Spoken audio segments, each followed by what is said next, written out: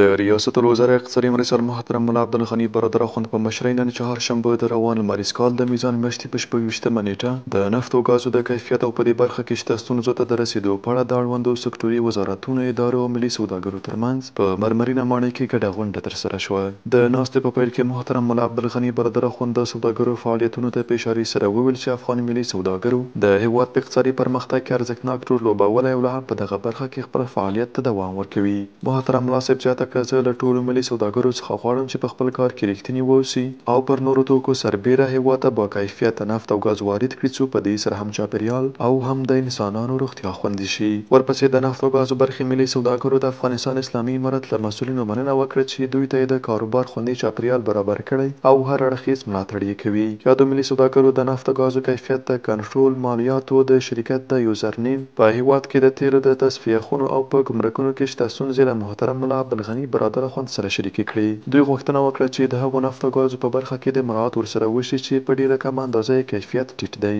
د دوی په خبره که دا کار وشي نو له یوه لوري به هیواد ته په کافي اندازه نفت او ګاز وارد شي او له بل لوري به سوداګرو ته هم زیان ونه رسیږي. د غونډې په پای کې محترم ملا صاحب د نفت او ګازو برخې ملي سوداګرو ته ډاډ ورکړ او په دې اړه یې اړوندو امارتي وزارتونو او ادارو ته د مناسبو حل لارو پیدا کولو لارښوونه وکړه.